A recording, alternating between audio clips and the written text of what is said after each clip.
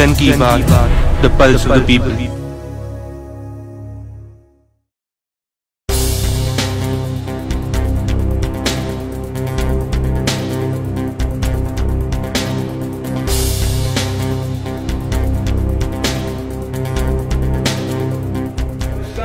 सज्जनों, welcome to जन की बात। जन की बात का आज ये स्पेशल इंटरव्यू हम ले रहे हैं अरुण सिंह जी के साथ, the national general secretary of the BJP. हमारे साथ जन की बात में जुड़ने के लिए बहुत धन्यवाद सर। तो मैं आपसे पूछूं कि 3 साल की पूरी अगर आपकी जो सरकार चली, इसमें कौन सी 3 मुख्य बिंदु जो आपको लगते हैं, जो आपके अचीवमेंट्स होंगे, जिसके तहत आपने जो अंतिम व्यक्ति है, जो अंत्योदय है, उसकी जिंदगी में बदलाव लाए?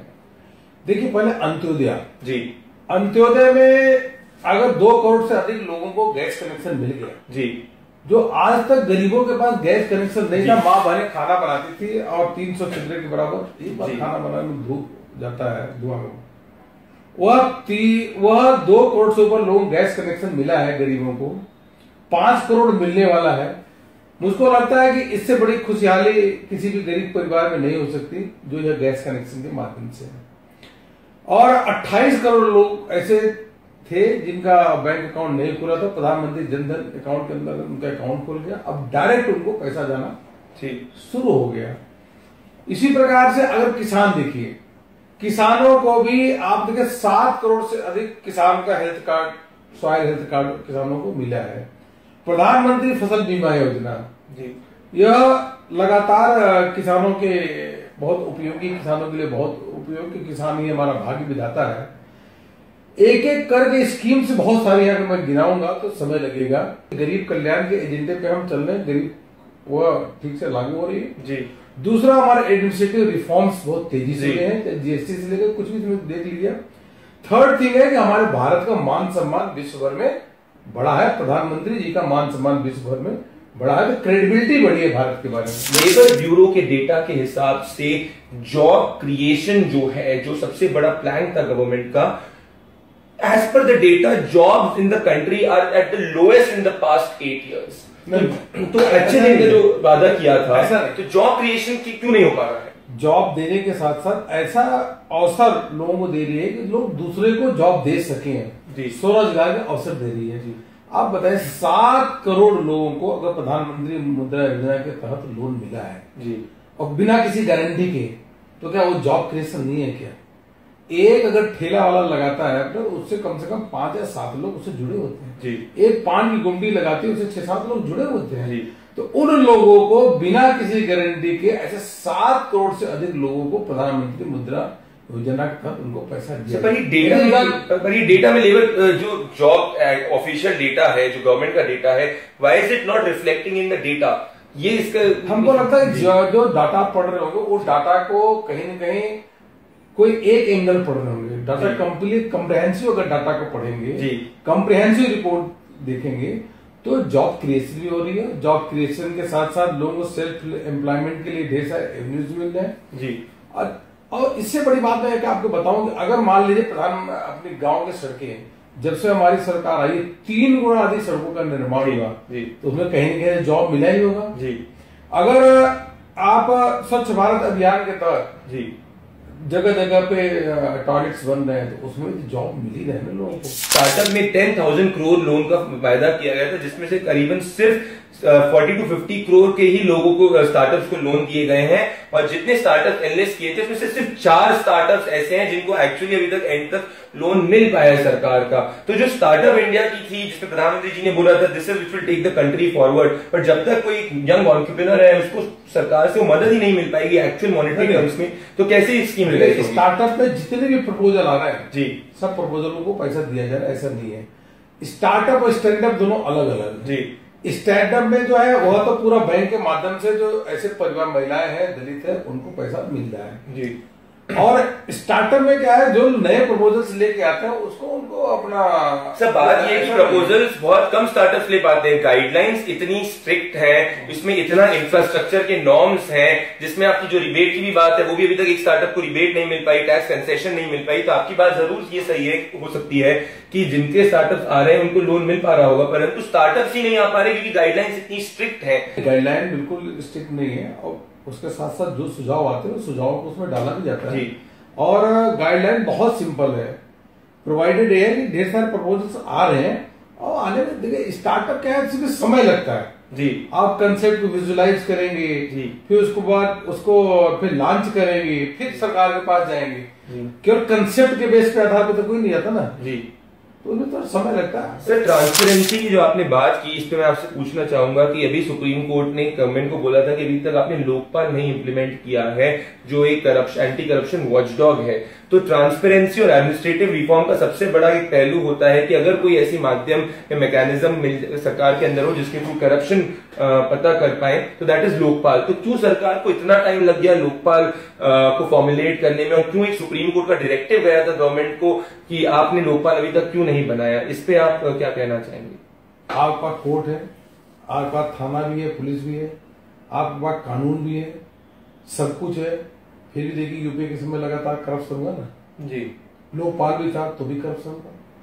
प्रश्न नहीं है, प्रश्न ये है कि आप सिस्टम को कैसे चेंज कर रहे हैं जी। जब तक सिस्टम में रिफॉर्म नहीं ले आएंगे तब तक करप्शन नहीं रुकेगा। लोकपाल आप एक ने 10 बैठा लीजिए, कुछ नहीं होने वाला है।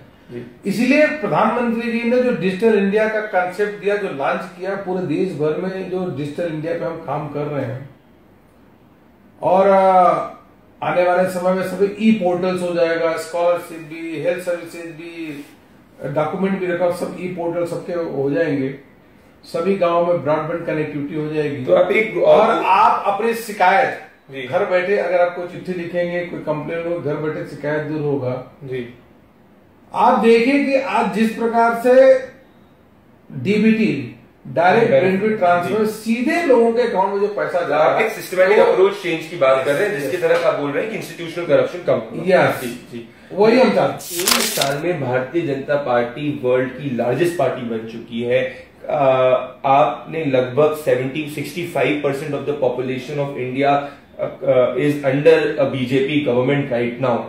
क्या वो राज है अरुण सिंह जी, क्योंकि आप उनके मेंबरशिप ड्राइव के भी इंचार्ज रह चुके हैं, कि आज Bharatiya Janata party is spreading its wings across the country? इसमें प्रधानमंत्री जी हमारे नरेंद्र मोदी जी की लोकप्रियता, दूसरा हमारे जो पार्टी है उसकी आइडियोलॉजी, विचारधारा लोग को मान्य है, हमारे राष्ट्रीय अध्यक्ष जी की संकल्पना, उनकी मेहनत, उनका दिशा निर्देश, और जो देश भर में कार्यकर्ता हैं उन कार्यकर्ताओं की मेहनत जी।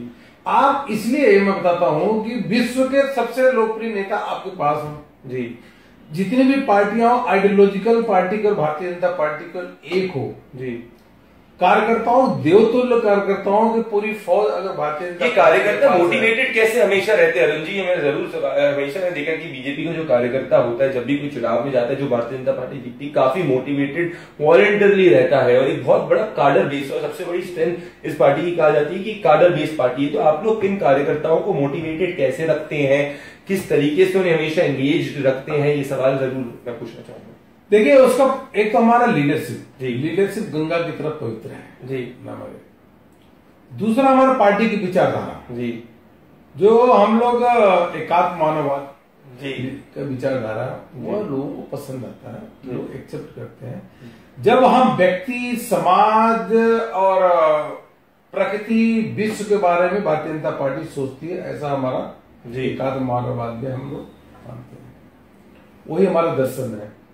और इसके साथ साथ देखिए इस पार्टी में हजारों लोग ऐसे जिन्होंने जीवन तपस्या कर दिया और उनको कुछ मिला नहीं जी, वह त्याग और तपस्या जी को जब कार्यकर्ता देखता है, डॉक्टर श्यामा प्रसाद मुखर्जी, दीनदयाल उपाध्याय, जिन्होंने पूरा जीवन जर्नी है, मोटिवेशन, वो कार्यकर्ताओं को मोटिवेशन मिलता है। देखिए कभी भी आप माने किसी को तनख्वाह देकर अधिक काम नहीं कर सकते, बिल्कुल आपके पास मोटिवेशन, वो एक हायर आइडिया की तरफ बात कर रहे हैं, जो मोटिवेटेड आपका कार्यकर्ता हमारे मोटिवेशनल लीडर्स है डॉक्टर श्यामा प्रसाद मुखर्जी, पंडित दीनदयाल उपाध्याय जी। आखिरी सवाल है ट्रिपल तलाक के मुद्दे पे। मैं कोर्ट के हर डे की हियरिंग पे प्रेजेंट था। जो कपिल सिब्बल जी जो लॉयर हैं, उन्होंने ये एक्यूजेशन या उनका बेसिक दलील का ये आधार था कि ये एक तरीका है एक मेजॉरिटी कम्युनिटी का माइनॉरिटी कम्युनिटी के ऊपर अपनी विल थोपने का। हमारी निजी राय है कि ट्रिपल तलाक का मामला खत्म होना चाहिए जी, औरतों को पूरा अधिकार मिलना चाहिए जी। और यहाँ यह क्या मतलब है कि टेलीफोन में हमने तलाक तलाक तलाक कर दिया, ऐसा नहीं होना चाहिए। पहले ह्यूमन बीइंग एज फर्स्ट देखना चाहिए, फिर उसको जाति धर्म से बाद में जोड़ना चाहिए। मानवता के नाते अगर मैं कहूं तो ट्रिपल तलाक बहुत ठीक नहीं है, ट्रिपल तलाक समाप्त होना चाहिए और हर नारी को, हिंदू हो, मुस्लिम हो, सिख हो, ईसाई हो, सबको समान अधिकार मिलना चाहिए। इस प्रकार का भेदभाव नहीं होना चाहिए। मुस्लिम महिलाओं में इसके प्रति बहुत नाराजगी है और बहुत दुखी भी हैं और बहुत पीड़ित भी बहुत भारी संख्या में है। इसलिए हमें पूरा उम्मीद है कि निर्णय ट्रिपल तलाक के समाप्त करने या खत्म करने के पक्ष में आएगा। और बाकी कपिल सिब्बल जी का जो वकील है, जिसके वकील होंगे उनकी बात कहेंगे। Ladies and gentlemen, that is an exclusive interview with Arun Singh, the National General Secretary of the BJP.